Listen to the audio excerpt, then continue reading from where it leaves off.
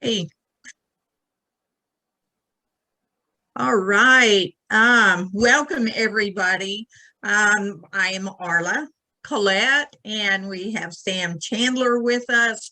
We are here on Guiding Abundance. We're glad you came. Tell all your friends to, to come and watch with us, and Sam will get the show on YouTube as quickly as he can. Our guest tonight had a family emergency that they had to take care of, which happens. You know, we got to take care of family first. That's the most important thing in life. And so they're going to be with us at a later show. You want to be sure and be here when we have them. Brett and Jill are amazing people from Oregon and are working diligently on this. I call it a movie slash documentary because they're talking to so many people who have actual information about, you know, our Sasquatch people and how they're interacting and what they believe. And then, you know, they will have others who maybe haven't had that personal relationship, but people who have been in this, you know, for a lot of years. So it's going to be good. And I'm really looking forward to them getting that out. And I'm really looking forward to them being on. So with that said, you have Sam and I tonight. You know, and unless you're in the group and you got something to say, well, message Sam and say, hey, you know, I got something to say, or I got a question, or, you know, whatever, because Sam and I have no idea where we're going with this tonight. He's been working overtime, training people because everybody where he works quit. So he's now the man. I've been chicken wrangling and goat wrangling. So I've had my plate full too. But, you know, there's so much to talk about with our world and things that are going on with our world and, you know, how everybody views it and how we all have such a wonderful part in this, in creating this world that we want. And I'm reminded of what Kashima said to me years ago. He said, you know, that humans have the power to heal the earth and what's going on, but we also have the power to destroy it. Now that's pretty sobering when you think of that, you know. So I just ask people, which power do you want, and which one is really power and which one's not power? You know, if you destroy the earth, what are you going to do? Where are you going to go? Do you still have power? I don't much think so. I don't think you got anything. So, but that's just Arla's views on that. So, how are you, Sam? I'm good. I'm busy. Just trying to catch up with insanity at work. I had a fun little vacation, and then I get back to work, and it's just been chaos ever since then. But Yeah. What are you going to do? So, what all happened on your vacation, and where did you go? We went to like one of our spots in the mountains here, and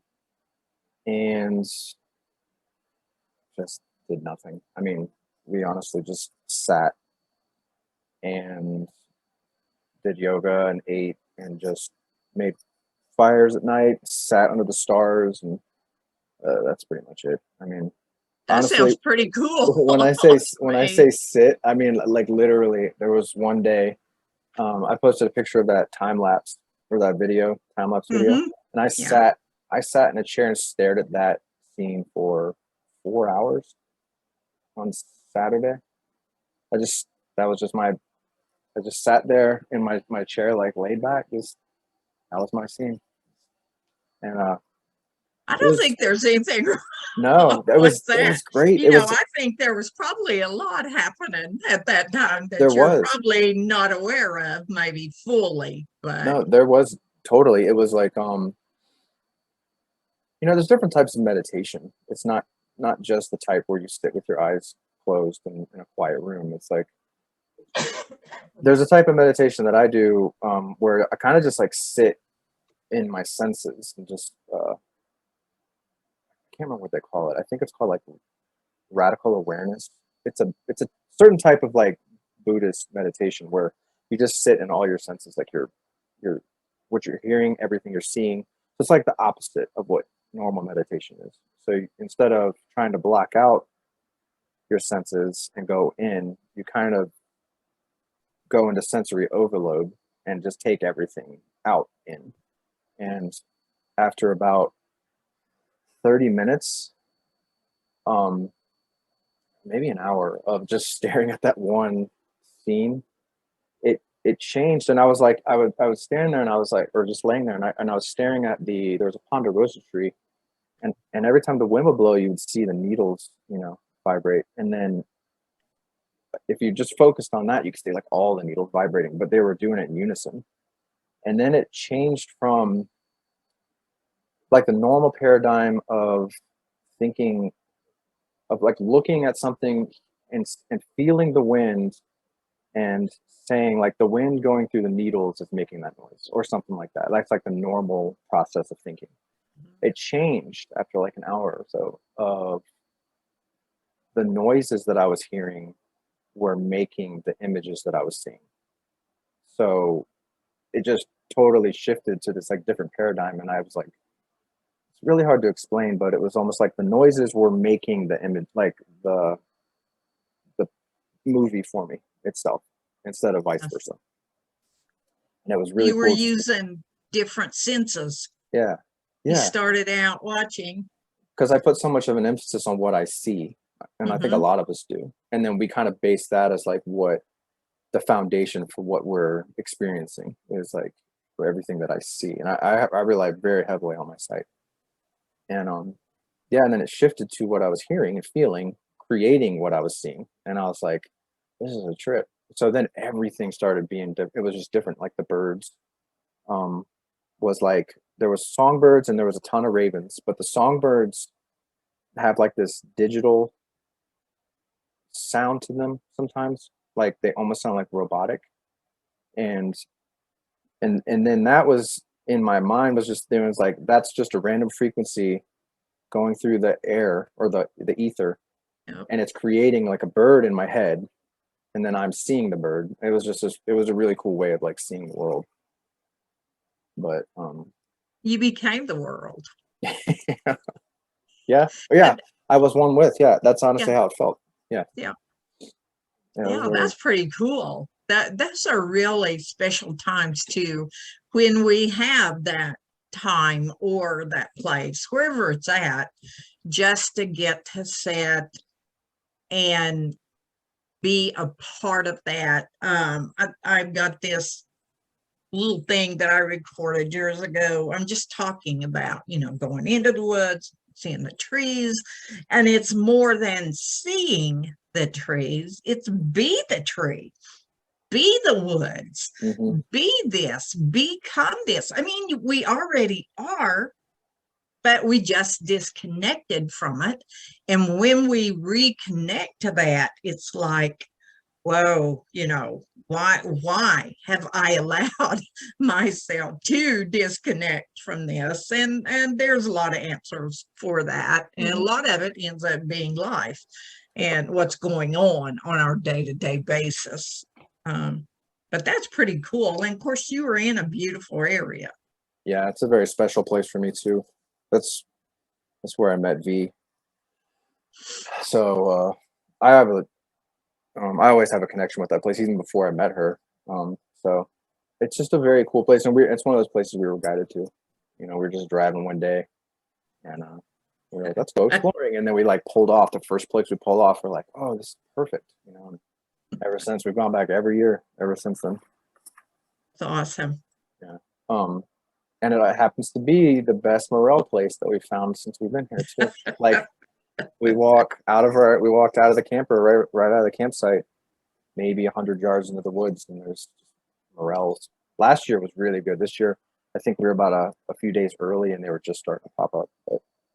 The steak and mushrooms. Yeah. Oh. So, I see Becky said she had a question. So, Becky, what's your question? I'll answer that again. Or ask that. Yeah, so we're gonna do an open forum tonight. Just kind of talk about whatever. If you want to come on, I'm thinking about putting the link in the thing in the chat. I don't know if I want to get Zoom bombed again. Back into that. So I've set up some precautions. I don't know. I'll do it. We'll just see where it goes. Feeling like gambling right now. We just got some money on the stock market this week. We actually we just, as a joke, started doing that, like, I don't know if you've paid any attention to like the GameStop AMC thing. That it's like this short bet thing where people are kind of messing with like the billionaire hedge fund guys and like investing in companies that were on like the verge of going under, and then kind of like, so all these like younger people are just chipping in and buying like really short like low price stocks and creating havoc for like millionaires and people like that. And so we just did it a few months ago. The stocks for AMC for like $13. So we were like, Kristen was like, oh, just buy some. So she bought a bunch, and then like yesterday we made like a few $100s in like a couple hours. And so we've just been watching it. It's just been going up and up and up. So we're like, woo, we're on the stock market. Oh my goodness. I've invested in stock. Right now I have goats and chickens, and I have not seen a return. Yeah. But hopefully somewhere down the road this next year I'll get a good return on them. So, but Yeah. you know, I hear a lot too about people doing this, younger people investing and doing things that, you know, really doesn't take a chunk of money to do. But no, we just did it for fun more than anything because it was funny. Because it's just kind of like, you know how people manipulate the stock market, and it's just kind of like, it's just basically, this is just being done as like a way of giving back to the people that have been manipulating the stock market, giving them a taste of their own medicine. yeah. And we just thought it would be fun. We're not even really in it for the money. It's more just like, just funny to look, because it just shows how fake money is, because we're like, what did we do? How do we just made a couple $100 doing what? Yeah. Nothing. We didn't do anything. And that money just appeared into our bank account. Yeah. I'm like, this is so stupid. But yeah, that's another one of those power theories that money's power. Yeah. And you know, yeah. So it's just that it's interesting to me what we base power on. So. Yeah. And it's empowering and it's disempowering too at the same time. Yes, it is. And, you know, at this time, it's nothing more than an energy source that we have to live by.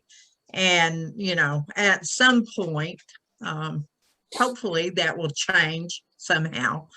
You know, and we'll see. It's just lots of things have changed over the last, 50 years. It's just crazy. Yeah. Crazy. Okay. So Becky's question was, oh crap, where'd it go? You know how nothing works when you want it to? I'll start. Okay, well, she had a question about why she's been seeing a ton of orbs in her trailer lately, in the camper. Yeah, I remember her video. Yeah. that she posted. That was awesome. And what it made me think of was back in the winter when this stove that I got, which I have wanted one for so long because they are earth friendly and burn wood sustainably, and I'd always wanted this one. Well, I ended up getting one.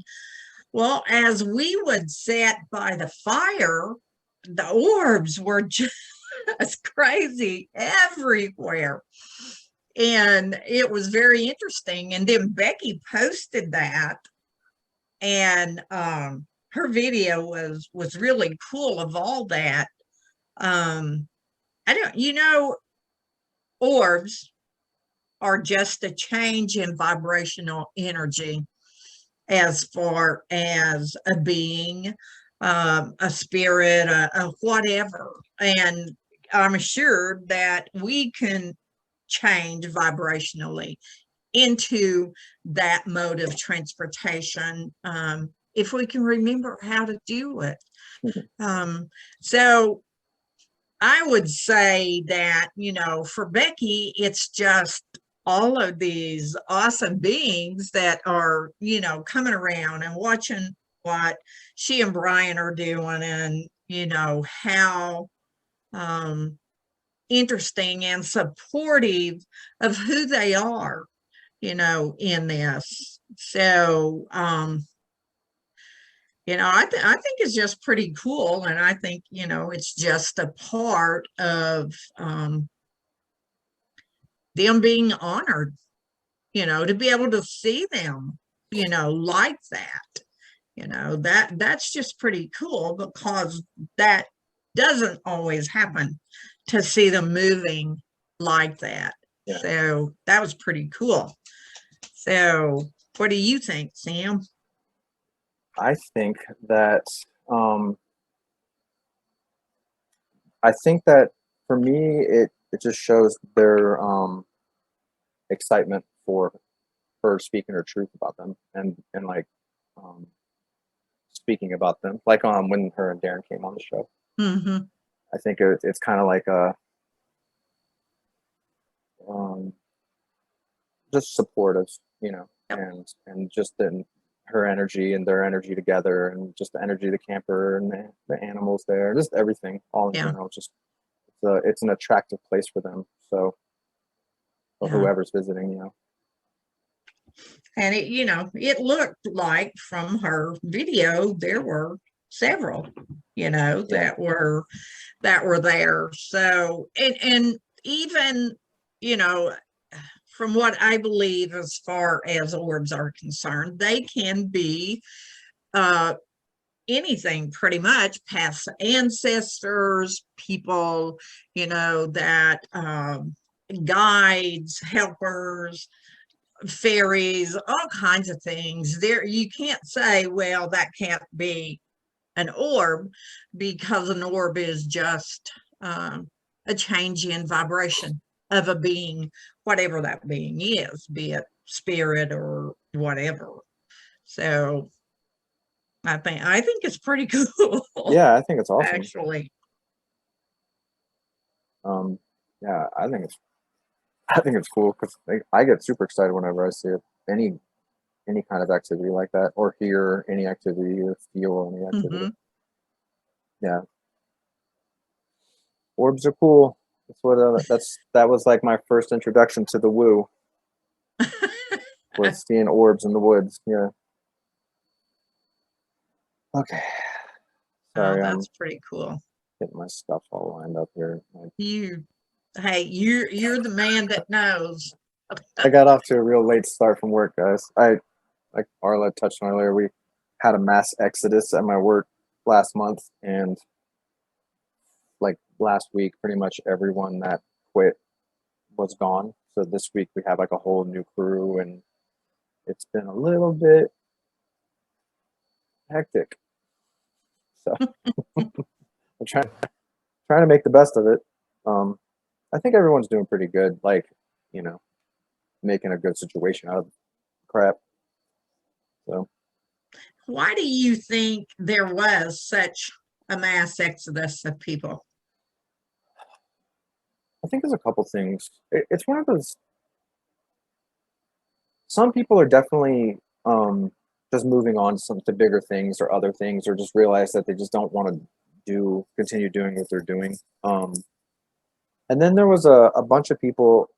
Some people are moving, and there was a couple of people that just, I think, got caught up in the excitement of quitting and starting something new, and so they just jumped on board with it. I was talking to my friend about that. It seemed like in the last couple of days, most of the people that were leaving were like, they just wanted to leave because everyone else was leaving, because they were like, that looks fun, I want to do that type thing. So they started looking at job prospects and got job offers at other places, and they were like, I want to take that new job. So I think it was a combination of a bunch of things, but it's I'm excited for everyone that did it, because I'm not gonna lie, I got sucked up in it too. So I put a bunch of things out there into the universe to see where I need to go, and I've got one toe out the door. So we'll see. Well, if one thing's happening right now and through this whole thing over the past year and into this year, is people are stopping to think, what is it I want to do?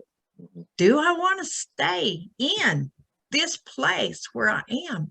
I mean, just like with your job, many people leaving, that wasn't where they wanted to be at that point. And so as we begin to figure out that, if we're not really happy where we are, then that affects everything about us, everything we put out into the world. Yeah. If you get up every morning and you're going to go to a job and you're like grumbling and groaning, you don't want to go, everything else. Well, that's the energy you put out into the world. If you want to, you love that and you're excited to go and do things, then that's the energy that you put out into this world. And I think people they're wanting to have that job that they really want to do and that they really like. And that goes for even, living in places. We have had like a huge influx of people in this area that just decided they didn't want to be where they were. Mm-hmm. And so they've moved down into this area and into other areas of Oklahoma too. And at the same token, there are people that have been here for years and years that I don't want to be here anymore. Right.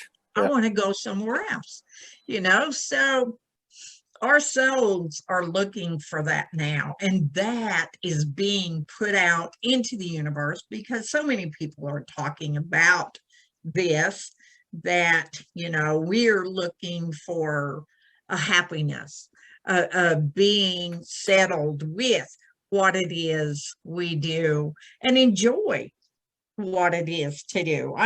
For me, having to have a job that I did not like was just extremely hard to know I had to go to that job and do that. And so that was my energy. That's what I put up. Grumble all the way to work and grumble all the way home. And so, I'm like pig pen up that's sending nasty energy out that's all following me around. I've got this dust cloud of negative energy that's going out. But when that space came that made me happy, then that's what I put out. So I think it's really cool that people are making these decisions because that's what it says there, whether they realize it, or not. They're going to be putting good vibes out when they go to something that they want. Yeah. Yeah, and I think that's good. I mean, I think it's part of the healing process of what the world's going through right now. Oh, I think so. Yeah, I You know, think you're exactly right. and I think because it's happening in waves. It's like what's happening here is everyone from like Northern California or LA areas are moving up here like crazy, and they're just buying up anything they can, just bam. And what has happened here is it's driven the housing prices out of the roof, and a lot of people can't afford to live here right now. And it's something that's in the back of our minds too. Um, and what that's doing is it's pushing a lot of people out to Yeah. other areas, and that's to Oklahoma, to Texas, to Idaho, um, Virginia, back where I'm from.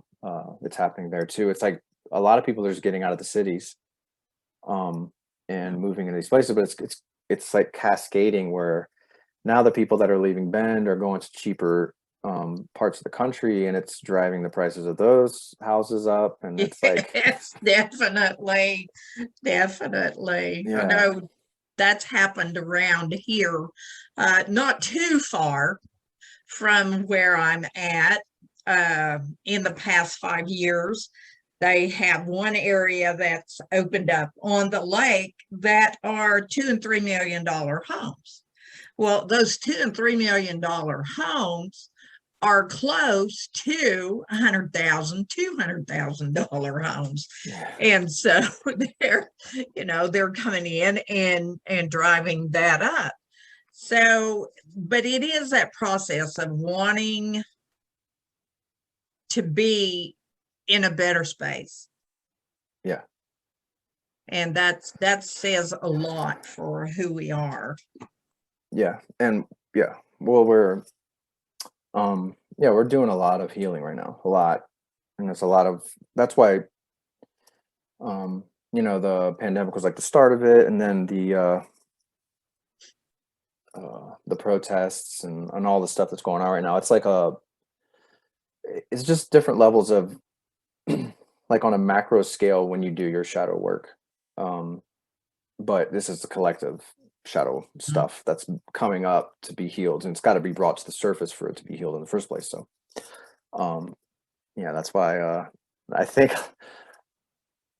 maybe it's just necessary for a lot of people to get out of the energy of a city in order to ground themselves a little bit and get to a point where they can do the healing. Because you know, growing up in a city, I can tell you one thing: it's a very tough place to stay spiritually minded, motivated, centered, grounded. Like it's hard because there's always something in your face, always something going on, Oh, or just being around people where their energy is affecting yours. And if you have to ride a subway to and from work every day, good luck. Good luck. Because yeah. if you're not in touch with yourself and you're not Yeah. in tune with how to control yourself, and you're just in a train car with a bunch of people that are about to explode at any minute, you're going to be feeling it. And I think a lot of people are just not. I know for us, we moved out of the city. Well, we moved to the suburbs, so we still lived in the city. But then we moved out here, um, 4 years ago. And for us, Bend is, I mean, 90,000 people, and this is like a small town for us. You know, for people that are from here, they're mad that people are moving here, and I'm like, and we're already at the point after 4 years though, of being like, I don't know, maybe we should go a little bit slower pace, like a little somewhere that's a little bit slower, and then so yeah, I mean, it's all it's all relative, it's all but yeah, I mean, I've got friends that were stuck in LA, still stuck in LA for a year, like literally not leaving their house unless they had to go to the store to get stuff, and that's not a way to live, man. Yeah. No, all you're doing is existing, and I know a lot of spiritual people who do fine in the city, but they have a network of people of like minds who are like they are, Yeah, and they are able to gather together in different places, and they support each other in this. For me, I couldn't be in a city. I know that. I've been there and I know what it does to me. And so, I have to say, well, that's not where I'm going to thrive. And that's what I've always said when people are talking about, you go into the woods and you don't know what to expect and something happens and you get afraid and all this other stuff. And for me, it's just like everyday stuff. But if you were to throw me into a huge city, I would be freaking out. I'm quite sure I would not be very happy. I know I got stuck in New Jersey one time. Yeah. And right there across the river from New York City. And I was like, oh my gosh, I had to stop and gather myself and ground and get back balanced before I could drive out of there. Yeah. I was like, what the heck is going on here? Yeah. And so luckily I had someone call me and they were like talking me out of the area because they knew that area very well. And it was like, okay, turn your car on, go to this street. Right. Yeah. Street. And it's not where I'm supposed to be. It's not where my soul is fed. Right.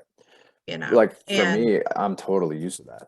That's just, I mean, I've grown away from it. I can feel it now that I'm out of it. When I go back into the city, I can feel the energy difference because I'm not used to it anymore. I'm not acclimated to it. Yeah. Like when I flew back to Atlanta for the conference a couple of years ago, Toby's coming on, by the way. Good. I could feel the energy of the city before I even landed. And I was like, oh crap. Oh, wow. Hey, man. Hey, Tobe. How are you? I can't hear you. Hey there. Can you guys hear me all right? Yeah. Yeah. How are you? Good. I've got a couple links open here, so let me close one. You sound all professional with your microphone. I know. Can you hear me now? Yeah. There we go. Yeah. Hey, cool. I've just been sitting back here in your spirited conversation, and Sam invited me in. So nice to meet you, Sam and Ben. I'll be heading to Terrebonne for an Airbnb here for my son's graduation coming up in I guess Monday. Your son is not graduating now. Yeah, he's going to be, just got his license or his permit. So yeah, it's time. He is not graduating. He is not old enough. No. Have you met Jude? Yeah, years ago, I think. Yeah, it's been a long time in the making. So Terrebonne is quite the happening city, I hear. Sam will be laughing at that joke privately. Well, it is with Smith Rock. If it wasn't for Smith Rock, that place would definitely be. Yeah. Yeah. But yeah, it's like about 30 minutes from Bend, north of Bend. Yeah, 20 minutes, something like that. Yeah. So that's what we're doing. And I was sad to not see Jill and Brett on here. I imagine that if they canceled, that they had something pretty big happen, because they're not the types to do that. No, they did. And Brett called me today and talked to me, and let me know. So that they're, we're going to have them on at a later date. And we've got to, soon as everything settles down for them, we're going to get back together. And oh gosh, they're great. And what they're doing is just so cool. Yeah. I mean, I thought maybe this would be a time for me to brag about them, because, Arla, I've been up and down the Bigfoot world as much as I can stand for the last 15 years, and had a chance to meet a lot of talented people. But generally with that talent comes a bit of self-absorption, and you don't get that out of two people that really could, if they wanted to, knowing Brett's background in particular, really be self-absorbed people. And to have people that are talented like that and so self-deprecating, doing something so smart, so new, and so beautiful, This is a beautiful documentary that they're making, on par with any of the great documentaries done by any of the most talented documentarians out there. So I'm so excited for, this film to come out. I'm always bugging them like, okay, come on, we need a date, we need something here. I'm sick of being the only person talking about it. So I'm glad you guys are talking about it. Yeah, it was Marcia. They had gone and talked with Marcia, and it was really cool because they didn't know who I was. I love that. I'm not as active in the Bigfoot world of people as I used to be. Right. But, we got to talking and they said, well, we'd like to come out. And I said, fine. And they said, well, are you going to travel this summer? No, I'm not traveling right now. So whenever you want to come, well, I get a call the next week. They're going to be here in about 3 days. And I'm like, come on. Yeah. Come on. So this is how weird all this is too, because people that know the story of the Al Moon Lab know about Daryl Adams, and Daryl suddenly picks up and moves from the small town of Cottage Grove, which is talked about in this doc, to basically your neighbor, and they live only a stone's throw away from the Siege of Hanobi, the Humphrey residence. Yep. I mean, it's on like Donkey Kong for you guys. It was so funny too, because he said something about Daryl. They were in a town here not too far from me with her family, and they were getting a place, looking at places and everything. And I said, Daryl Adams? Right. That was out. That was out in the Northwest. Little Oregon. Yeah, that was from Oklahoma. Yeah. I said, I didn't know anything right about it. So I messaged him and I said, okay. So, absolutely. Well, thanks for inviting me on, Sam. I didn't mean to do any more than just brag about Jill and Brett. And, everybody kind of that knows me kind of knows my story. So I don't need to talk about anything other than Brett and Jill. I wish they were here to bounce some interesting ideas on, but I will say getting to know them is a lot like looking in a mirror, really, because they're starting off in the same position I was back in 2007 when my son and I found some footprints in the little town of Thurston, Oregon. And it started a deeper question for Jill. She was really the auspice for this, and Brett was the filmmaker. And so together they've been on this journey all along. And maybe you guys can respond to this. One of the big quotes that Daryl and I had, Daryl mainly, is that he was normal till he got here. And I thought that was so true. And I said, make sure you tell Brett and Jill that, in the beginning of this documentary, and what you mean by that comment, because it starts off normal, but it doesn't end in a normal place or a comfortable place. A lot of these questions are just damn uncomfortable for most of these apers out here. And so it's been interesting to watch that evolution. And for those that don't know, Brett has a really interesting government background too, to rely on. And so for him to lean up against in the wake of UFO disclosure, in fact, I think the Pentagon just made a statement about 30 minutes ago about that. It's been interesting to watch someone who's had a interest in a profession in the DOD embrace the paranormal. Yeah. And that, that's part of, what's happening. We have these people that have these positions that have known stuff, but it didn't come out. Well, now, it's kind of in your face. And so, the government says, well, what the heck? Right. More or less, let's pacify them. Let's say this and this and this and this. And, for me, it's going to be interesting to see exactly how much they do say. Yeah, Sam or Arla, what do you guys think? Do you think it took COVID for this soft disclosure to come out? And do you believe there's a correlation between a pandemic and government disclosure about possible ET interaction? Well, you go ahead, Sam. I'll answer in a minute. Yeah, I have a couple different opinions of it. I think for me, it's just really amazing how much people didn't care. Like how it just, they came, it started coming on the news with the Navy admitting and the Pentagon admitting that they've had UFO encounters and sightings, and it just, nobody cared. It just, you would think it would be like the talk of the town. So to me, I think that there's two things going on. I think that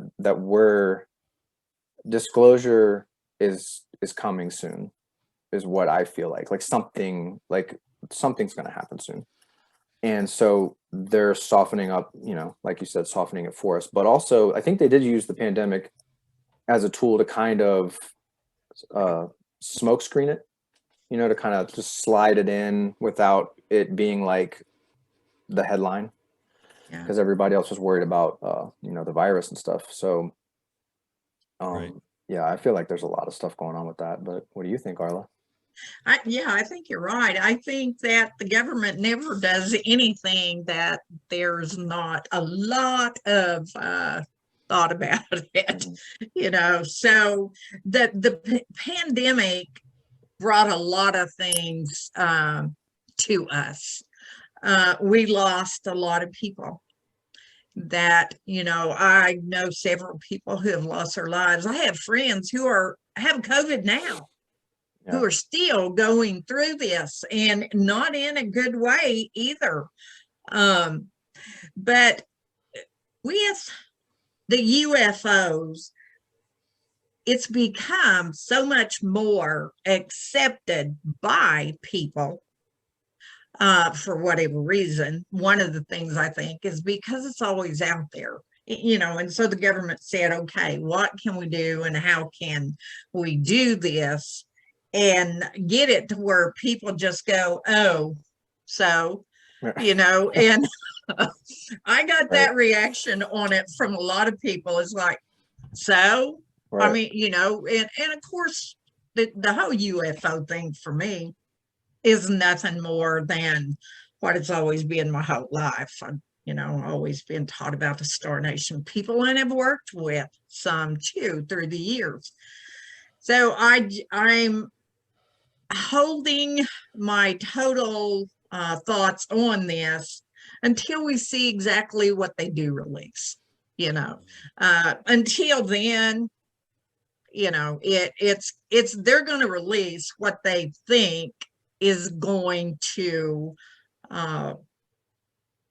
do the best for whatever the agendas is, as far as doing this. COVID taught us a lot of things. It really did. It for those who were willing to open up, and regardless of how it happened or anything else, the truth is we saw humans in a whole different light that we thought we knew. It just brought so much to us, and took so much from us too. But that's kind of the way life is. But yeah, I'm looking forward to see what the government, how much they let out. And I've been out on the White Sands, and actually the Missile Range, and I've been a lot of places out there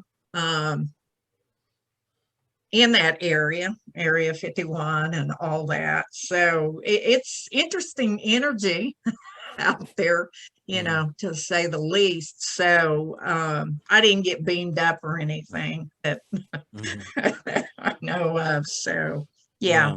I think it'll be good, depending on how much and what they release. So to go off both of your points, we just got back from Rachel, Nevada. We spent 8 days in California and the Nevada desert, and were approached by the camo dudes, as they call them, at the back gate of Area 51.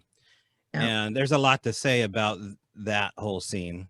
What I can say is that we were the only ones there. So to go off of both of your points, My own speculation about how COVID fits into this dynamic, I think, will play out in the future, and people will be able to read those tea leaves better next year than today. But the fact that there was no mass gathering outside the gates near Rachel, Nevada, or the Little Alien, or anywhere on the ET highway, the one holiday, Memorial Day weekend before supposed disclosure, which I think just happened 30 minutes ago. It wasn't much disclosure anyway. It tells a lot about where people are as far as distraction, in my opinion. And I think that people are utterly self-consumed, self-entertained, and more worried about sand. You know, in our case, we can't find a belt sander. And they're more worried about, you know, when's the next belt sander coming into Lowe's? You know, what's all of these little nuances are taking over this incredible narrative here to say that we are not alone. And it fits so nicely into this conversation of Bigfoot, because what would it take for the American people to be distracted for that type of disclosure? There could, I mean, if you take away the ET conundrum and you put in a Sasquatch conundrum in its place, would they be just as distracted learning the fact that all this incredible evidence is out there that you are not alone in the woods, no matter how seasoned of a bow hunter you are, no matter what a skeptic you are? These stories refuse to go away, and you have to learn to do something with them. You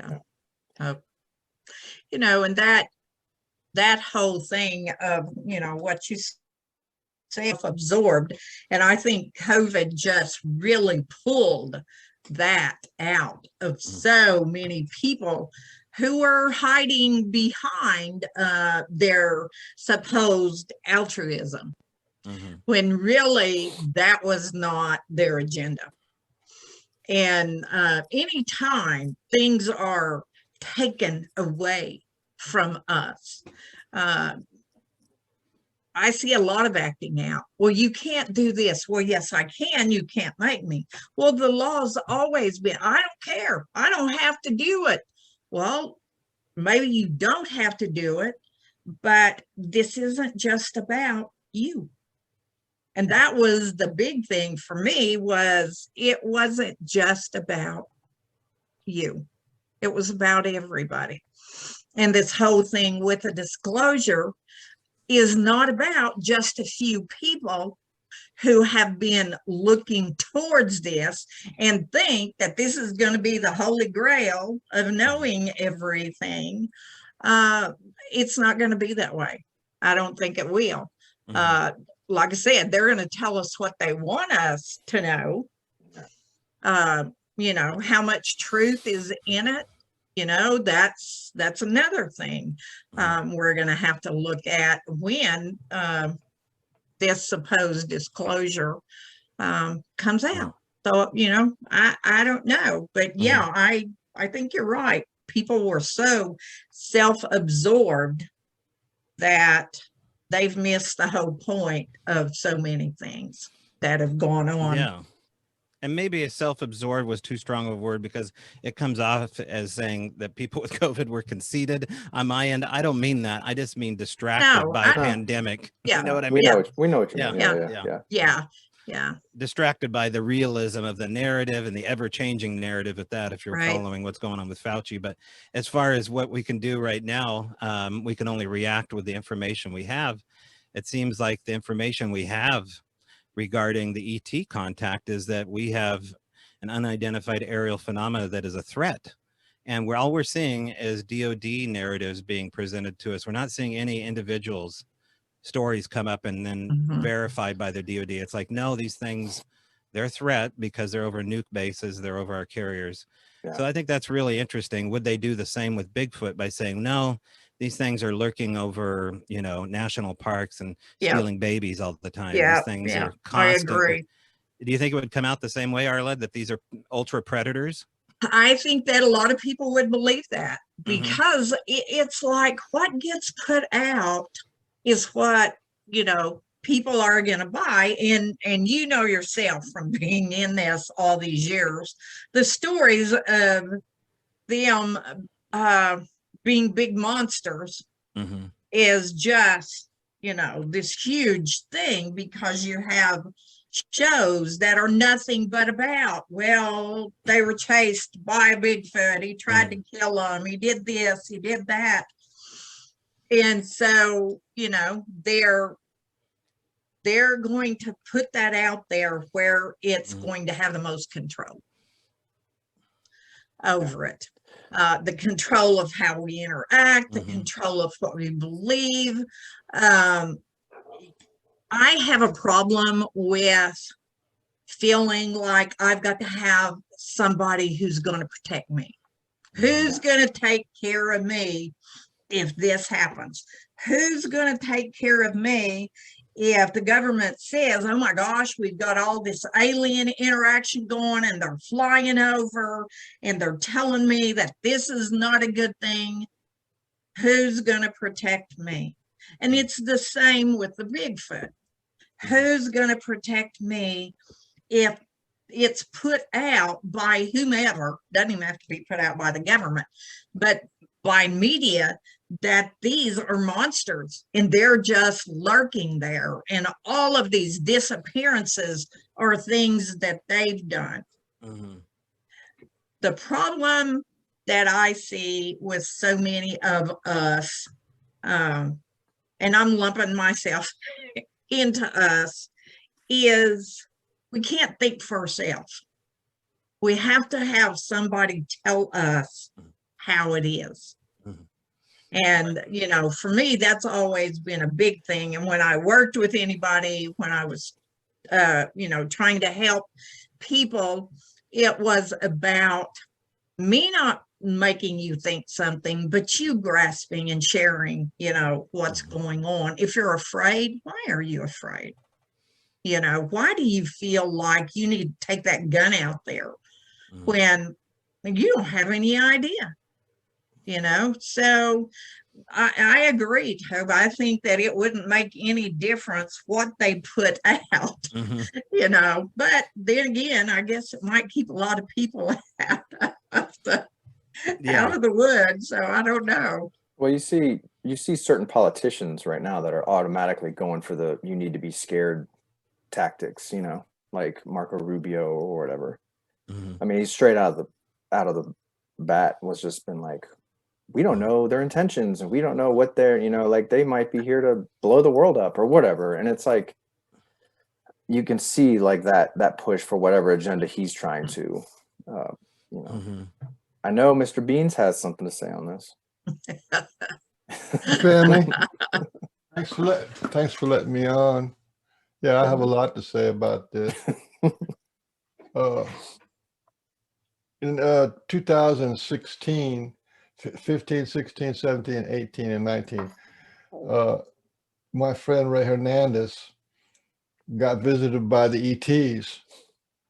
And this is important actually with the Bigfoot community too. He got visited by the ETs. They took him out of his car while he was driving on the highway in bumper to bumper traffic. And they showed him this big wheel, and the wheel had spokes to it. It was like a, you know, one of those things on a ship, one of those navigating wheels kind of things. But in each one of those spokes was like out-of-body experience, a near-death experience, mystic meditation, a shamanic experience, you know, telepathy, clairaudience, it had all these kind of psychic phenomena around there. And they told him to go figure out what that's all about, you know?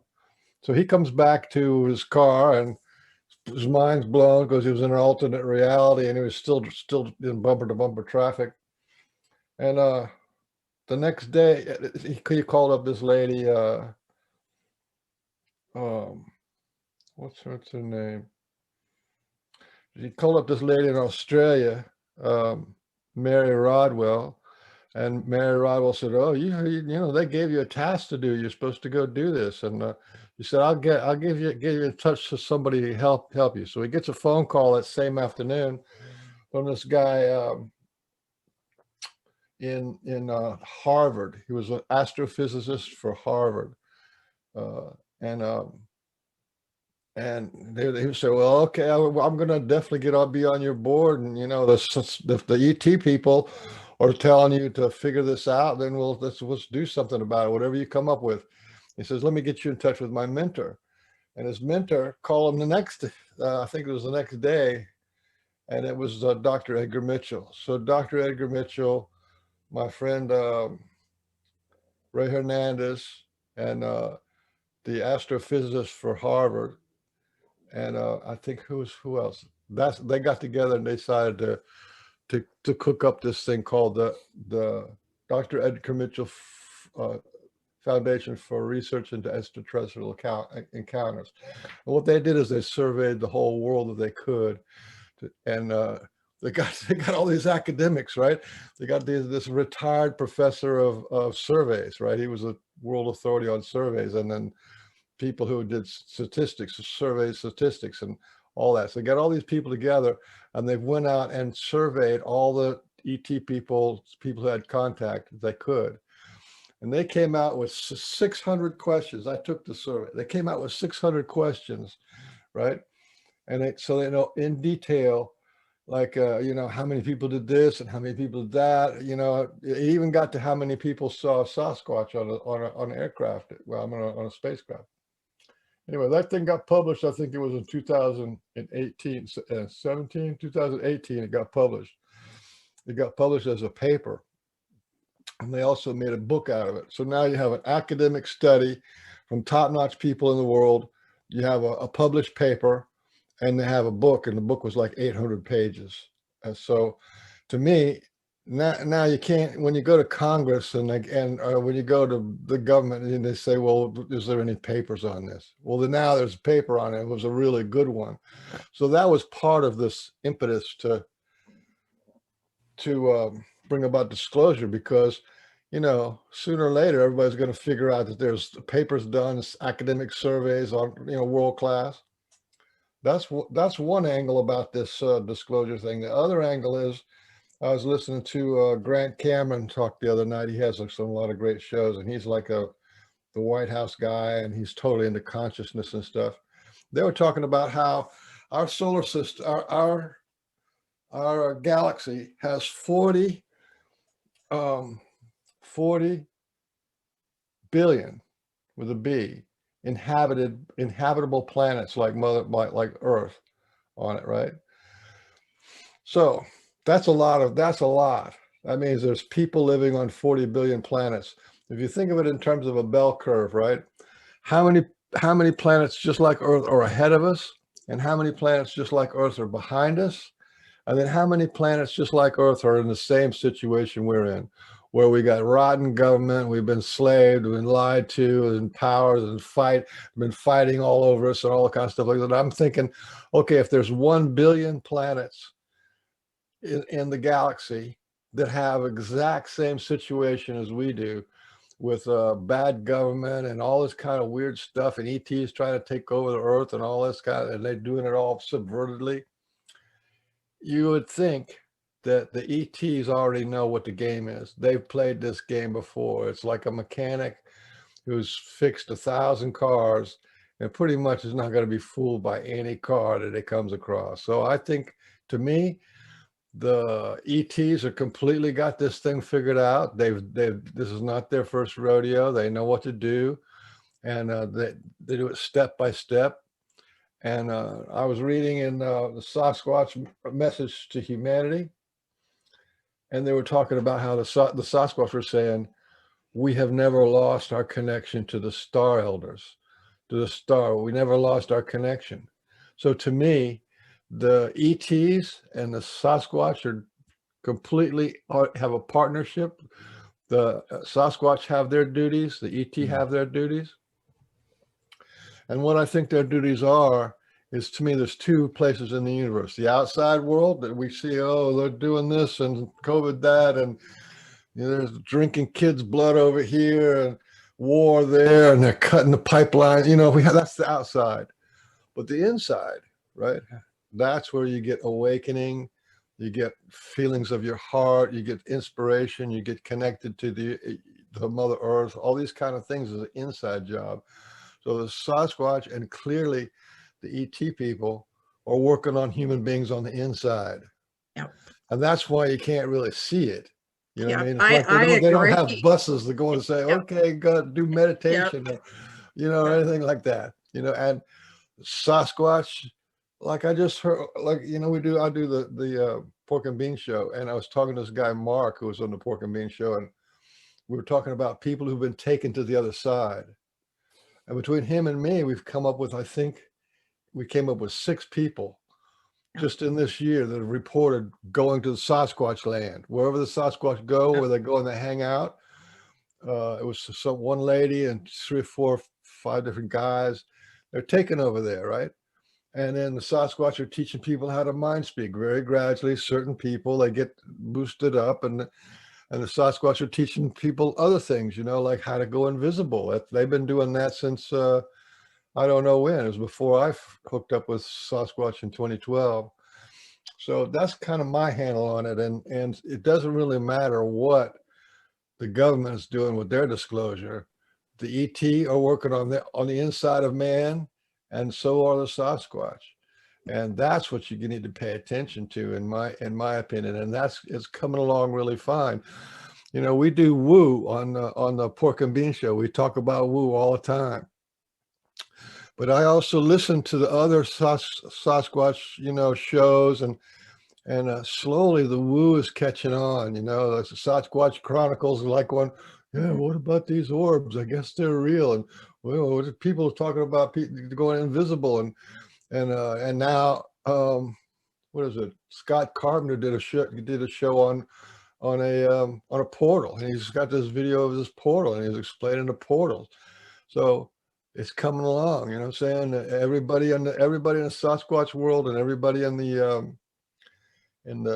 Star People world, we're all kind of being fed on the inside, nourished and awakened and evolved. So and it looks like I was going to bounce off your point here too, real quick, is that there seems that academia is following along too, at least with the change of the narrative here. There was a thread posted 9 hours ago by Robert Kreider, and it is a opening part of the Toronto Press, University of Toronto Press. The book is Through the Lens of Anthropology, an Introduction to Human Evolution and Culture. So this would be some college reading. And he goes on to circle a paragraph here. It said, believers should be aware that if they do cite Bigfoot, they should probably leave it alone. It probably isn't a large human-like ape. If it exists, it's probably a human who wants to be left alone, and nobody should do it any harm. Recall that if a primate is bipedal, as Bigfoot typically is reported to be, it's classified to be human. Now that goes strongly against the Meldrum narrative, because Meldrum owns this narrative, and God bless the man that has done a lot of boots on the ground research here. But Jeff, if you're listening, the narrative needs to change, and you know it does. And gently, kindly, you have some people here that would love to be on your side to say, listen, we can do this with humility and talk about this being something other than Gigantopithecus.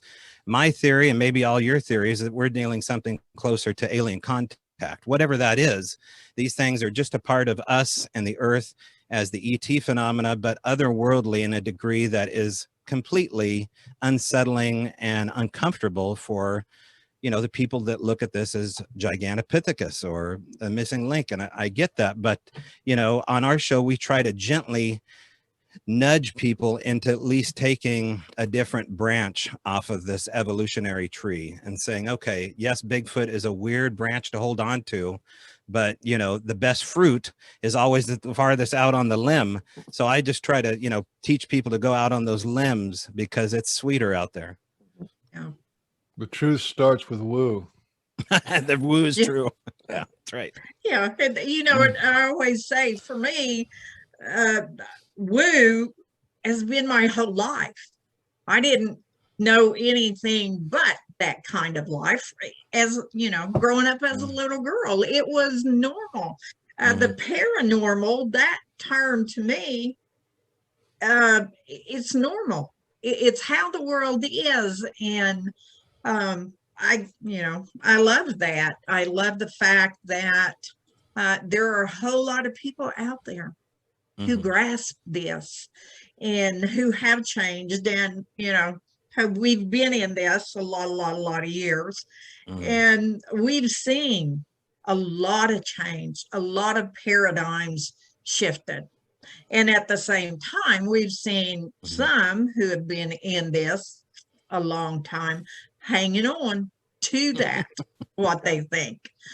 But like with Dr. Bindernagel, I love that man. Getting to spend time with him in the woods was amazing. Sitting down and having an actual conversation with a man who was open, actually, to look at things in a different way.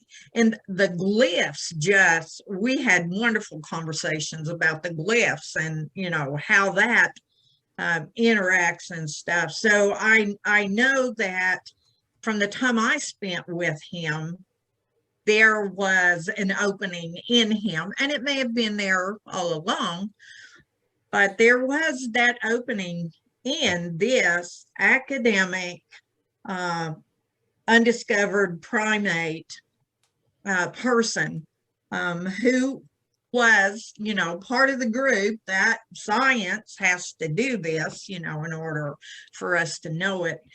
And I know that there's a whole lot of people out there that haven't yet come to the point where they can really be comfortable in giving up that old paradigm and saying, well, I'm seeing this, and this is not anything I've looked at before.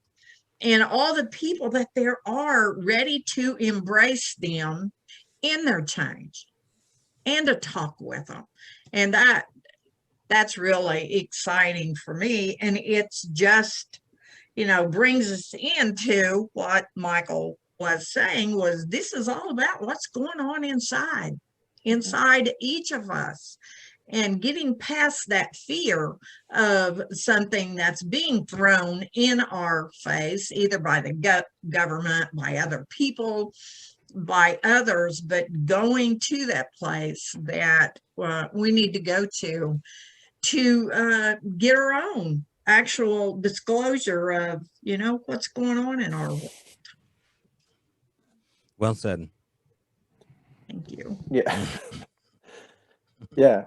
I mean, it's all, yeah, it's all, I don't know. I'm a professional. You are. It's very, in a way, like the Bigfoot scene, or whatever Bigfootdom, I guess is what you call it. Bigfootdom. It's very high not DUMB, DOM. Right. Dome. Dome. Bigfoot dome. Yeah, it's very high schoolish, in a way, but it seems to have changed. I mean, I've only been in this since, I don't know, 2010, 2011, but I've seen a change, a drastic change, since just in the 10, 11 years that I've been in this. And it's but it is like, you see all these groups and these cliques of people that I think they're just afraid to step out of their group and just admit that they've seen things, and they deny it to themselves a lot of the times. But like Sasquatch Chronicles, what Michael was just mentioning, like he saw orbs, and that was enough for him to actually start addressing it on his podcast. And then people started coming on, and it's like people started getting more comfortable coming on the show and admitting they saw eye shine, or they experienced, lights in the woods and stuff like that. And I think that when that first started happening, I was still listening to the show a lot back then. I stopped listening to a lot of things like that, because I don't know. I just need to take breaks from things like that, because sometimes I feel like they can affect how you perceive things, and I don't want any kind of outside things like affecting how I perceive my experiences.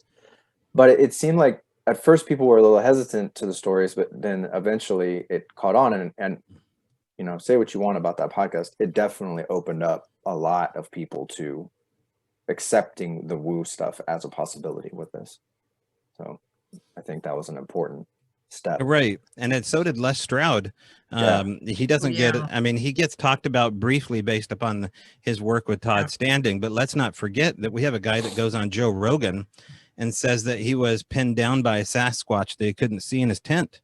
And then moments later before that sees a giant floating light that he can't describe as anything other than a UFO, and has, incredible IR footage of disappearing apples. And when these things profoundly interrupt your narrative, you're going to either sit with the clique at the lunchroom table that you always wanted to sit with because somehow you idolize that narrative, which is all bullshit, excuse my French, and you don't go with the cooler aspect, which is this mystery that won't let you solve it. And I got stuck. I got stuck in that narrative for, I don't know, for the better part of at least 5 years or more. And it wasn't till, gosh, it would have been having seen grown men cry in the woods with me that were seasoned professionals on the McKinsey Fire and Rescue Team that were so petrified by what could only be perceived as some kind of paranormal experience. And it interrupted their narrative as EMS workers so much that profound experience for me shifted. Like, I don't care who these guys think they are and what autographs they're going to put on cat. None of it held weight to what happened on that mountain that night. And it wasn't as though it was a hard thing to choose. It was just like, well, this is obviously, this has to be followed up on. I have to know how this happened. How can you make a grown man cry in the woods when there's nothing here? And to live through those kind of moments there really shifts how profound and fun, because I think this is fun. You seem to have levity and a connection with an individual and humor in the woods for this to actually be a real experience. And I know that may sound, kind of crazy to people that are into only, the Newtonian answer here, but there is this sense of levity and humor that's very important. And the extended experiencers will tell you this, to have a continued experience of Sasquatch interaction. So I'll leave that open on the table for you. Yeah. Yeah. You go ahead, Sam. No, I was gonna say, because I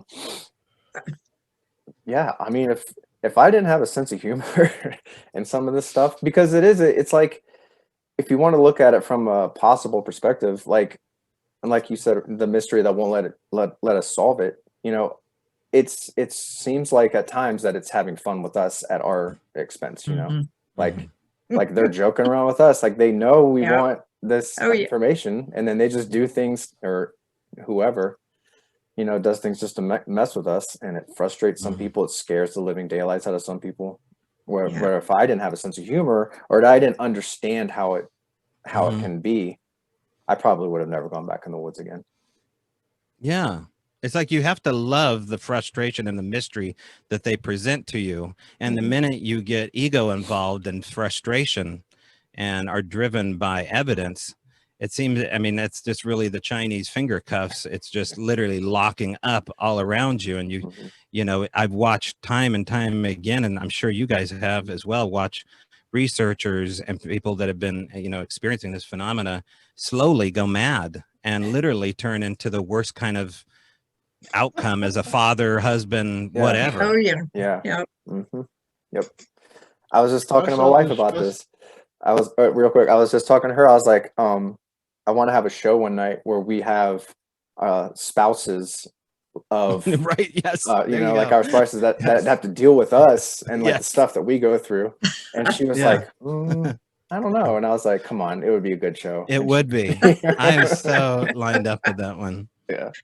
To see that other side. But then when you've got two crazy people together, it kind of warps the whole thing. It makes it even more fun. So, and I've always said I'm an easy mark. I love to laugh. I laugh a lot. And that is one thing that the Bigfoot kids have loved to do is, to trick me and prank me. And it's hilarious. And, just wonderfully awesome, laughing in the woods at something most time you can't see, but you know it's there. And so then you get this image of yourself. Well, I'm sitting out here laughing. What am I laughing at?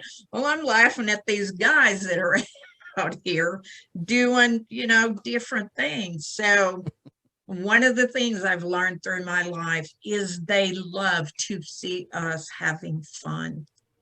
They love to watch us when we're out in the woods enjoying ourselves. And you know, I've talked to elders here at different powwows will tell you that they come to watch the powwow because that is something where families have come together.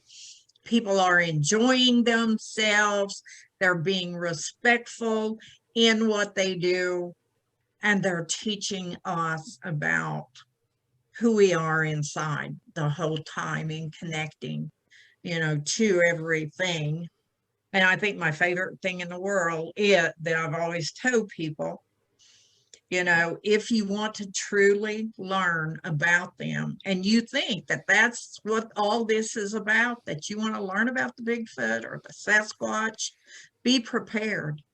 You're going to learn more about yourself than you ever will them. And that's really what you're supposed to do. This is all about us learning about who we are, where that heart is in us. And if we're in that space, then yes, we're going to learn a lot of things about them. And that goes for the ETs. It goes for anything, you know, for me. Is just being in that heart space to be open and, you know, say, you know, okay, you're here. What can I do? Why are you here? Who are you? And, you know, and I just treat whomever as somebody I would want to know about and be as respectful as I can. And you don't have to look for this phenomenon. It seems to want to come to your house, and having a hitchhiker come knocking on your door at all hours of the day sounds incredible. But talk to someone like Robert Bigelow, who ran Skinwalker Ranch. He'll talk to you about hitchhikers bringing his work home with him. And they absolutely have Bigfoot stuff going on Skinwalker Ranch. So these extended experiencers, people that live with this phenomena, I don't like the term habituators because it implies that somehow we're changing them. You're having these extended experiences with this phenomena, and it will come to your house. Now, I think it happens more often if you live rural, but this fellowship, like we're having right now online, I'm sure they're entertained by us bringing them up. And somebody here is going to have action tonight. I don't know if it's going to be the red square, the square over here, which Hollywood weird square it's going to be. But I think it's coming. I think it's going to be Beans. Beans is going to have a... I already had it. I already had it before I got on the show. A little piece of metal was, you know, where we keep it on top of our, you know, mail. As I was in there cooking, just before I came on the show, it just slid right off the box and hit the floor, and it sounded like a little alarm bell. Blang, blang, blang. It's a little piece of aluminum. Oh wow! And I thought, you know, I bet you that's the Sasquatch. But you know what you said, Toby, about this grown men crying because of fear and panic or whatever it is this shock. On the other side of that coin, you know, I like to keep track of little data points, and I was counting up the number of men that were crying from the love zap, and we got about 5 or 6. There was 2 of them on one show one night. And these are people who get hit or get opened to so much love that they cannot contain their composure. They just start weeping with joy and bliss, and you know what I mean. And you don't hear about that. The only place you hear about that is the guru devotee relationship. When the devotee gets close to the guru, and the guru gives them the love zap, and it is this divine holy thing, and you can't, you know, it's called bliss, and you can't do anything but cry. So this is really high, holy stuff, you know. We don't hear, you don't hear about that, but I'm that's the reason why I'm saying you don't hear about the love zap. Right. That is beyond human. You'd have to call it holy or sacred or something. Oh, Yeah, and I wonder if that's how they interpret it, Beans. You know, if that zap that those guys experienced, if they were mirroring what you were saying, here is some kind of, you know, compassion or understanding to the phenomena, maybe that perception would have been I don't know what something different. But was. one of the things interesting about that is that everybody that ran down the mountain that night was all armed, and that was the only thing I could take away, is the people that were left up there and unharmed were not armed. But maybe that had nothing to do with it. I don't know. Yeah. I don't know. You know, that the love zap is, and you can't even really explain that. And, you know, I know several men who have experienced that. I know women who have experienced that. To try to explain to someone who has never experienced that, for me, would be impossible. I don't think that there are human words where we could, you know, describe what that is. And, you know, it would be something I'm sure many people would call within the paranormal realm. And since, you know, paranormal is just normal to me, it's something that takes you to a place that you can't describe either, because it's like your heart opens up right before that happens, and it expands and expands and expands, and you feel that from them. And it is the only way I've ever been able to explain it. It's really what love is. We think we know what love is, and we define love in different ways, but this is really what full love is. Yeah, capital L love. Yeah, like like divine, what we're from, where we come from, love. Because I mean, like explaining just love to someone who's never been in love is a task in itself. And then when you try to explain that this is like 100 times stronger than that, you know, like some people just don't. Yeah, you can't. There's no words for it. So I think that that's one of the things that they're like, we could tell you about it, or we could just let you experience it, you know. And then when they give it to you, man, it just, if you've never felt that before, just yeah, you can't help but cry. It's just, I think you just, I mean, I remember when it happened to me, I cried and I laughed at the same time, or just, you know, it's just like, you just don't know how to react. It's like Talladega Nights when he's like, I don't know what to do with my hands. You know, your body's just like, you're just letting it out. And for me, when it happened to me, it was kind of a paranormal experience too, because I had 3 invisible, you know, individuals walking up to me, and they just filled me with it. And it really did.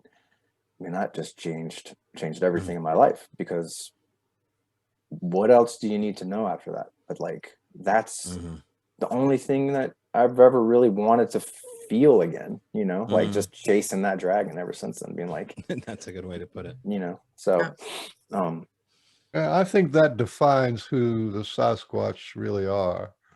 All this other stuff is behaviors and jokes and cultural stuff, but when they can do that to you, you know, Rudolf Steiner had this term about certain creatures on Earth. He called them archangel class Earth spirits. You know what I mean? And that's what you're talking about here. You're talking about archangel class Earth spirits. It's very holy, and yet they joke around, pull, you know, and tease you and stuff like that.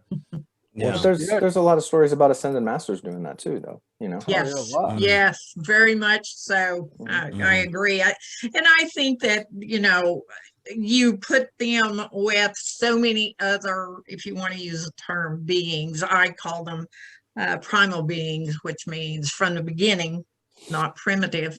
There are many that some deal with.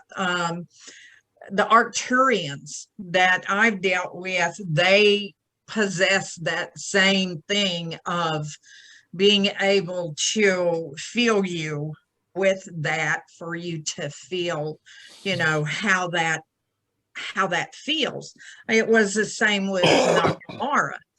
It was a completeness, and that's what he was bringing.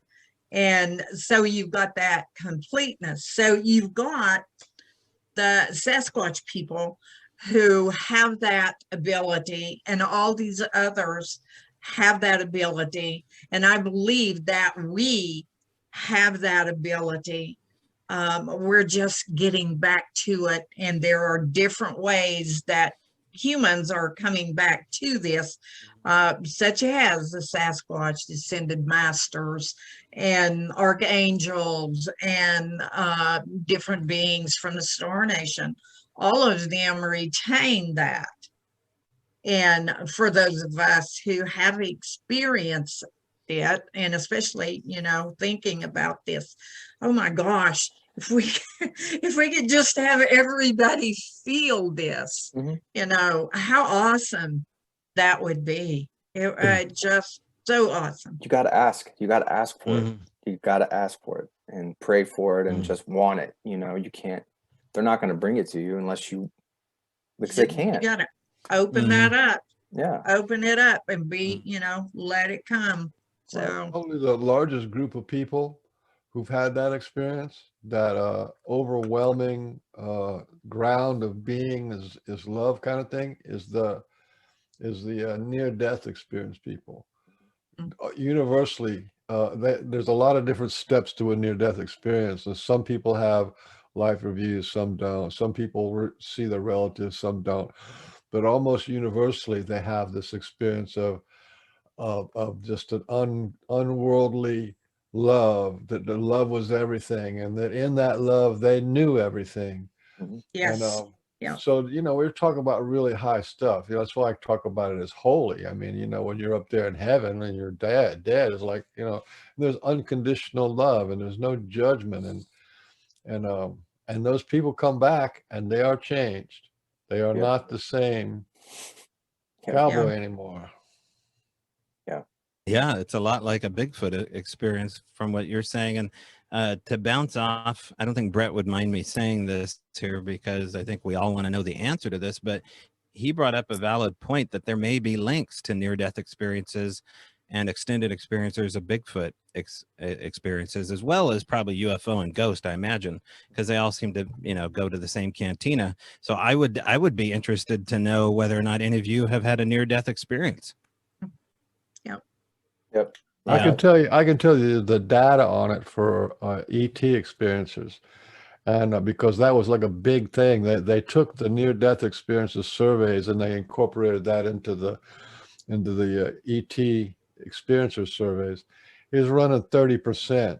That's mind-blowing. 30% of the people who've had contact with ETs, been on a craft, also had near-death experience, and some of them have multiple near-death experiences. So it's pretty high. And from my little back of the envelope survey, it's running around 25 or 30% for the actual experiencers, not just the guys walking in the woods, but the actual experiencers of Sasquatch. It's up there, 25% or something. So, but have you had one too, Beans? No, I had what you call God realization. I had a guru, and the guru, you know, I've had those kind of experiences from that. Yeah. You ever hear about darshan, where you go and kiss the foot of the guru? You ever heard of that? You go and kiss the foot of the guru. I was in a program in Orlando, and it was in this big field. It was a big outdoor program, and there was about 10,000 people there. And the last day, the guru sat there, and he sits on a chair, and he just crosses his feet, and people come along, and they bow down, and kiss his feet, and then somebody's grabbing your shoulders and throwing you out because you got 10,000 people to go through, right? They had 2 tents, right? One tent was for people who got so blissed out that they couldn't walk. Then they would basically take those people over and into that tent and let them calm down and you know, and come basically back to earth. The second tent was for people who pass out like that when they touch the guru's feet. You know what I mean? And they had, so there's in front of the guru, right? There's all these people that are like, their whole thing is to like get you out of there and then either pick you up and carry you somewhere else or whatever. So even though that was only a small percentage, those tents were pretty much full. And if you think it was some kind of a self-serving, aggrandizing thing, I went by in the afternoon and my guru's feet were all swollen up. They looked like watermelons because people would just bang us. You know what I mean? That's why he did it. That's why you do it like that, because there's any other way you did it, it would like break your arm or something after like 10,000 people. So yeah, there's that connection, you know. So I already had like you know, years of meditation and years of in the, you know, sitting, as they say, before I saw. So that's why I knew exactly like this. As soon as I felt Sasquatch, I knew who they were. There's no question about it, you know, because not only did I know my guru, I met 4 enlightened men in my life, 4 of them, and 1 enlightened woman, and some celestial beings that, you know. Yeah. But the first enlightened guy that I met, right, was just this guy in Coconut Grove Park, and we're talking, and I ended up driving around the afternoon, and you know, he's told me about what it's like to be enlightened, and I didn't know anything about that. Then the next day, my car transmission wasn't working anymore, right? I took it to the transmission shop and got it fixed and got it ready to go back to college on Tuesday, and I'm driving to college, and I'm about 2 miles away, and I start hearing people talk. I'm going, what is that? You know, I turn off, play with the radio, or roll up and down the windows. I could still hear them talk, and drove up and parked behind the library. And when I was walking around the front of the library, I could hear these people getting talk louder and louder. When I went in front of the library, what I saw was these people were reading. And when they're reading, they're talking in their head, and I was hearing them for 2 miles away. Yeah. Wow. So Trippy. the Sasquatch can hear you from 2 miles away. No question. Okay. Yeah. Then number 2 is when I walked up to my friends, and I'm going, hey, I can know this is happening, because I didn't know anything about anything. I was like, oh, this is happening. I can hear people talking. I got close to my friend, right? I got within 6 feet of him or so, and I started seeing his life review, picture by picture by picture by picture, just kept going like this, from his birth till his death, and everything that happened in his life, right? This is important. I want everybody to hear this is important. That's called the life, the same kind of life review you get in heaven. When you're high like that, you can see a person's whole life, right? With Sasquatch, if they come up to you at your tent, or they come close to you within, you know, a couple of 100 yards of you, they can watch your life review, and they know exactly who you are. They know who you are. They know who you're gonna marry. They know when you're gonna get sick. They know if you're gonna have your children. And then they know when you're gonna get old and die. That's profound. A lot of people don't know that. Okay. One of the second guys that I met who was enlightened was a guy named Sri Chinmoy, right? Sri Chinmoy. And Sri Chinmoy he's one of these gurus that didn't talk. I mean, talk, but he wasn't like a speaker kind of a guru. He just sat on stage, and the lights were dim, and he went into samadhi. And then when he went into samadhi, he just looked around at each person in this, you know, auditorium. It's like auditorium where you go get, you know, your graduations and stuff like that, municipal auditorium. And I was sitting way off to the left side, so it took a long time for him to get over to where I was, and I was sitting kind of up high. And when I looked at him, he had light coming out of his eyes. He had eye shine. And I knew exactly what that was. And to this day, I'm talking about that, because when you see that eye shine, you're looking into the eyes of God. You know what I'm saying? That's divine light coming out of this man's eyes. That's what holy means. You know what I mean? Or when you're enlightened, means you have a light inside of you that doesn't ever go away. Sasquatch do this all the time. These people talk about, oh, I saw a God shine. You know, they have no clue. They're looking at, when they do that, that's a gift. They don't have to give you eye shine. That they're showing you the light of God that's within them, and that's why they're such powerful beings. That's why I say that they're archangel class earth spirits. No, I like that term. I'd never heard anybody say that, but it is such a God. You know, I've raised Protestant to say this in front of a pastor is so blasphemous, but there is this God-like attribute to them that is so neutral in the making that it's very much human, and yet it is demigod in nature. I mean, you can't help but picture, you know, something like Zeus appearing before you, and it has that same quality to it. I remember once going to the McMinnville UFO Festival in search of George Knapp to give him a Sasquatch hair, and I ended up bumping into a psychic. Her name's Sarah Lemos out of Salem, Oregon, and I said, "Hey, I don't know you. You know, I'm a Bigfooter. I don't know what you think of that, but you're a psychic. Can you do psychometry reading?" She goes, "Yeah." And I said, "Okay, well, this is, you know, a Sasquatch hair according to a gal in Canada. Why don't you do a Sasquatch reading?" And she goes, "Well, I'm a skeptic about these things, so you may probably going to be disappointed, but I can do psychometry on this hair and find out what it's from." And she held that hair between her bare fingers, and she looked at me, and her eyes just got as, you know, as big as eyes can get. And she said, "My effing God, they're real." And she goes, "Not only that, but these things are holy." She goes, "They are on par with something above the Dalai Lama," which is weird because I think she was a Buddhist. She goes, "This thing is like a fey spirit mixed with," she just, you know, lost her mind doing the psychometry reading at this UFO festival. But to watch the transformation, not only of a skeptic lose her mind with this hair, and then mention things that you're mentioning, Mr. Bean, as far as I love what you said about the light of the eyes. I'd never heard that before about People a guru, don't know. People don't know that we don't know holy in America. Yeah. But that I'm goes waiting back for to somebody's eyes to glow right now on camera here and go, "Oh, you're the one." but that goes back to the love zap too thing, because it's from the same place. Yes.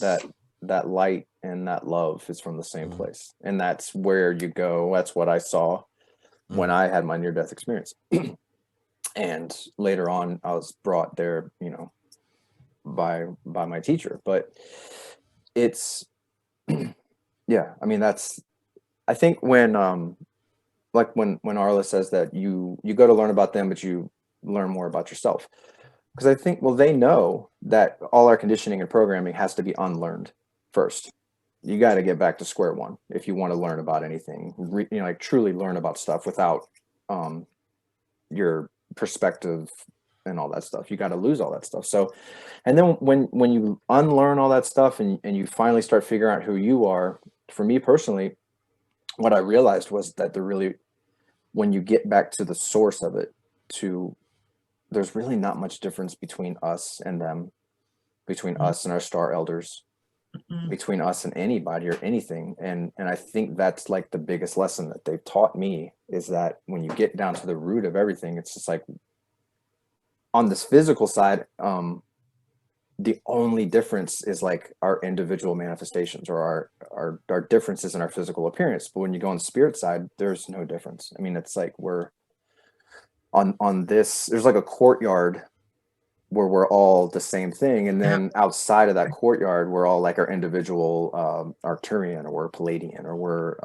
you know, a Earthling or whatever, Sasquatch, Dogman. It's like we're all just playing these roles in the illusion of this reality. And then when you go back to, and if you pull back far enough, you're just source. You're just all one thing, you know, and we're all just playing our roles right now in this physical thing, doing our little Zoom chats, you know? Yeah. What did George Lucas really know? Because this really is the Dagobah system with Yoda, you know, talking about the Force, and you know, the questions are within the answers. And Honestly, I don't man, even, I don't even know if we know the right questions to ask, to be honest. I mean, even the most of us here that have had profound experiences, it seems to be so deep. It's so much deeper yeah, than even the deepest question we can think of, because yeah. we're still such, primate. I feel like we're more primate than them in a lot of respects. Yeah. Yeah. But yeah, and then going back and looking at movies that I watched a lot when I was a kid, like George Lucas movies, Jim Henson movies, some Steven Spielberg movies. Um, some of the stuff in those movies, I'm like, whoa, like there's a lot in Star Wars that I totally missed as a kid, but when I watch it now, I'm like, Right. like these guys are channeling things, like, and they're putting it out in these movies, and we're totally like, they're just going over our head. And then when I watch it now, like the movie, I keep going back to that movie Labyrinth. And that was my sister's favorite movie as a kid. And now when I watched it recently, and I was like, wow, like there's some deep messages in this movie, man. Like, yeah. So yeah. You made me think about a scripture, two scriptures actually. One is Christ supposedly said, "I and my Father are one. I and my brother are one." That's like a fundamental principle of the universe. And then from what Toby was talking about, the eye shine, is Christ also said, "When thine eyes become single, your whole being will be filled with light." And that's literally a truth. So those are two fundamental truths that are part of scriptures. This is a weird one too, and I brought this up in the chat initially here to Sam. I think you got a load of this question here, but dabbling, and now I guess calling, I look into these supernatural encounters around the Olympic Peninsula here, and I have a fair amount of friends that are all immersed into ghost hunting. So I guess by proxy, I find myself doing that as well. And one of the things that we keep finding is, getting onto your point here too, Beans, is the occipital area may be home to where one of the more important chakras is in the back of your neck, including maybe where your pineal gland is housed in some way. Now, on IR and photography, it seems time and time again, orbs are entering in and around the shoulder area, in the back area, where this occipital area is. So I wondered what your guys' opinion of that is, because if we're talking about something interesting and in the ultimate light of the eye, it would be this upper chakra area, or it would be in this pineal area here. Do you guys know what I'm talking about at all? And how do you think this affects the world of not only Bigfoot and orbs and things of that nature, but us as people and interacting with the unknown more so than we think? I'll let Carla. Well, this gland, is said to be, I guess, the opening for our knowledge. And I'm not talking about earth knowledge. I'm talking about, our true knowledge as to who we really are. As far as orbs being around that area, I would think that since that is considered an area of information, and we get information from all kinds of beings. But yes, I think that would be like the information center. But I'm going to add something to that too. For that gland to work as it should, the heart chakra has to be activated. If the heart chakra is not activated, that gland, the pineal, will not work as it should.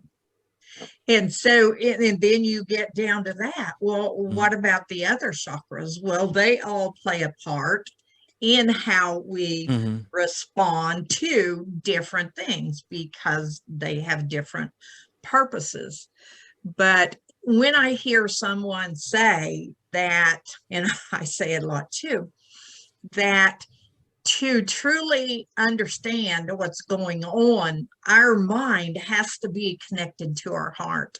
If we don't have that connection, what comes into our mind is not what is going to benefit us. It will be information. You'll get information, but to truly be able to understand it or act on it, that heart has got to be actively open and receiving. And I'm sure you've probably read a lot of the studies that people are coming up with now, that the heart is actually more powerful and has more to do with our bodies and our spirits and our souls than the mind does. That the knowledge is held and the wisdom is held within the heart and not the mind.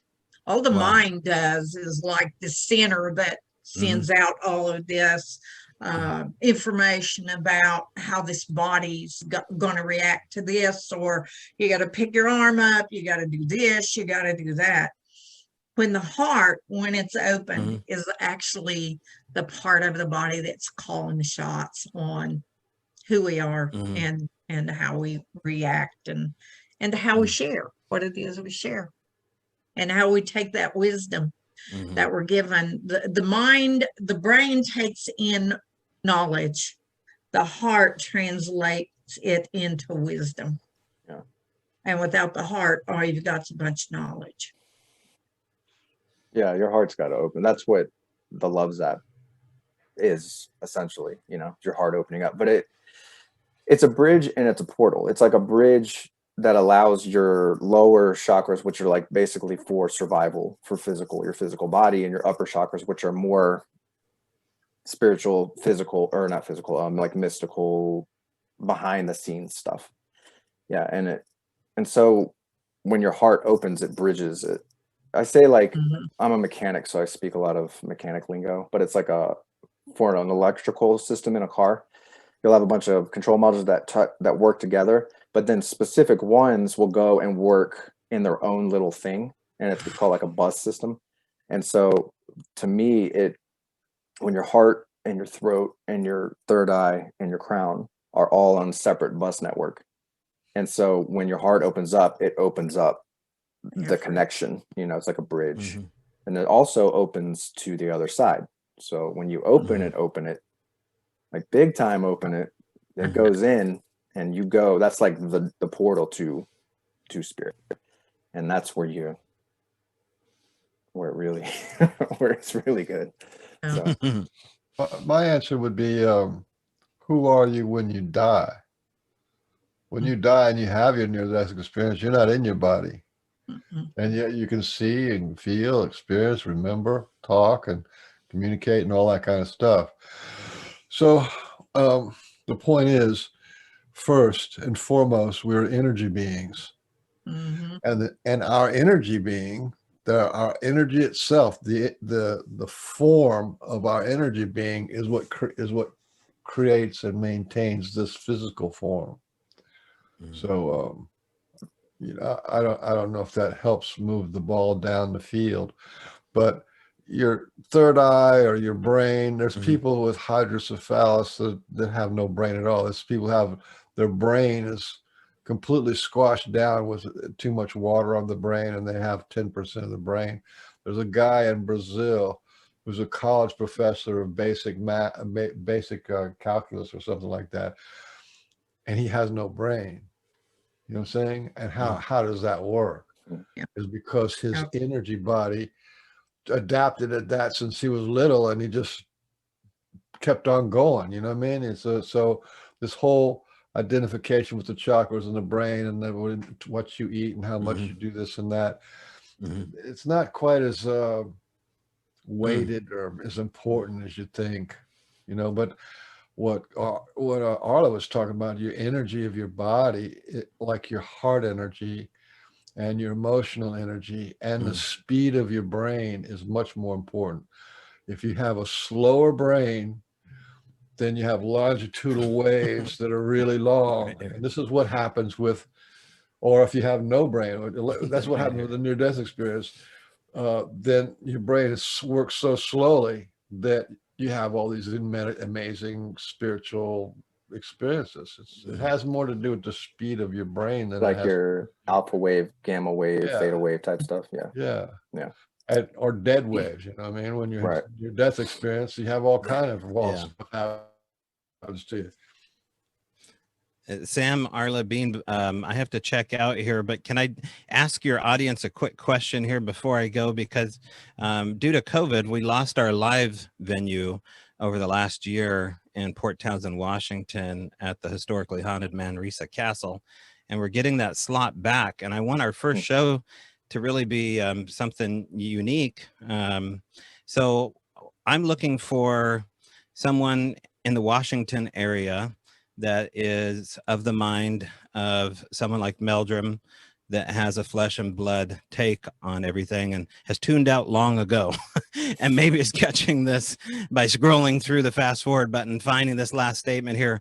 I have the people that are more like us picked out here. They're local people.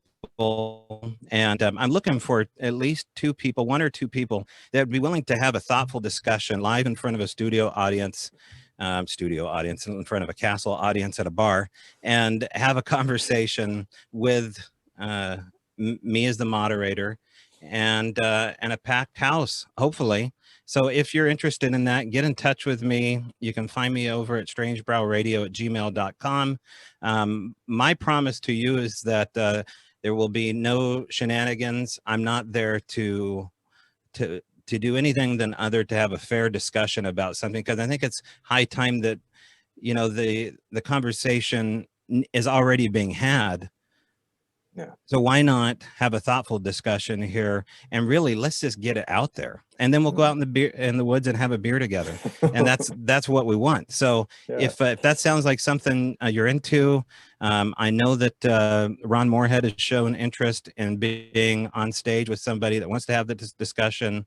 I know that Rich Germeau is interested in going on stage and wants to have this discussion. Both of those guys, you know, have strong opinions, but they're gentlemen, and we will be on stage and have a fair discussion. So that would be my request to anybody out there. If you know anybody that's interested in that, let's try to do it this year and bring this out there. Yeah, that sounds awesome. Yeah, put your your information in the comments section under this, and then we'll that sounds cool. Yeah. Thank you, Beans. Thank you, Arla, for having me, and nice to meet you, Sam. Yeah, man. It was good to see you, Tobe. You guys you got great questions, man. I love your questions. Hey, Beans. There's nothing without you and Pork and Beans to set me straight. See you guys. Good night. Bye. And I think that is our exit too. We're at our 2-hour mark. Thanks so much, Tobe, for being on, and Mr. Bean, thank you for coming Brian in. wants to get on for another hour. You're gonna what are you gonna do? But he already did a show earlier. You guys did the show. He wants to get on. He wants to get on for another hour. You better get out quick. I'm in Oklahoma. So anyhow, this has been awesome. Actually, it's been fun. So much information, so many different things brought forward. I really appreciate it. So yeah, it's good. It was good. I like these discussions. But Mr. Beans, good to see you. Amigos. Arla, love you. Love you too, Mr. Love Beans. You too. All right, see you guys. Bye. Bye.